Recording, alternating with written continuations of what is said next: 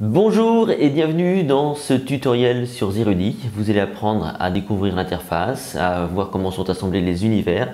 Donc c'est très important pour bien commencer de comprendre la hiérarchie de tout ça, de toute façon à ce que vous puissiez ensuite tranquillement concevoir votre site de formation. Alors on ne perd pas de temps, je vous emmène tout de suite dans l'interface, suivez-moi.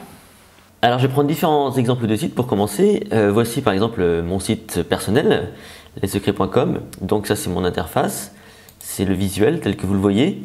Vous avez par exemple ici le site exemple tel que vous l'avez vous lorsque vous arrivez sur Zerudi.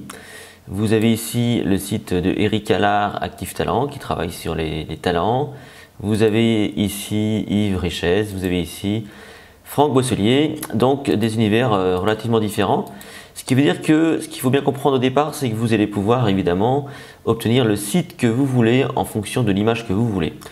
Alors rapidement, pour bien comprendre comment tout cela fonctionne, avant de rentrer dans les détails, lorsque vous arrivez sur votre site de formation, vous avez a priori cette interface là qui vous est proposée.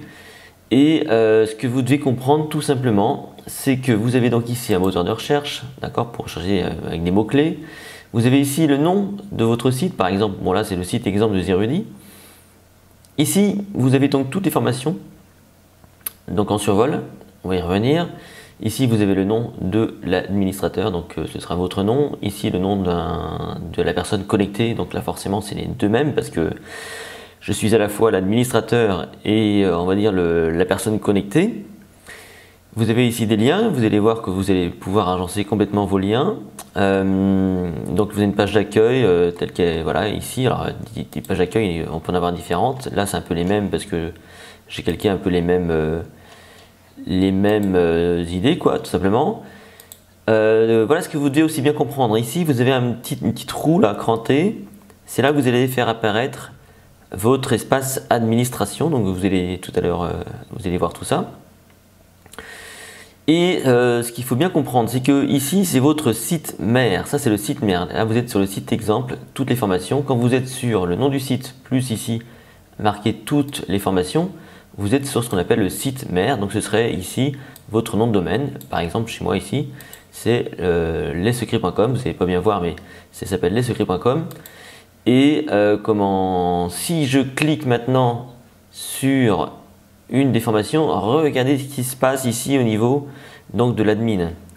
Je vais donc aller sur les bases en maths et regardez, je vais avoir un environnement enrichi. On voit la formation qui est arrivée ici, on voit marketing, on voit pédagogie, on voit évaluation, qu'il n'y a pas lorsque je reviens ici sur la flèche sur la partie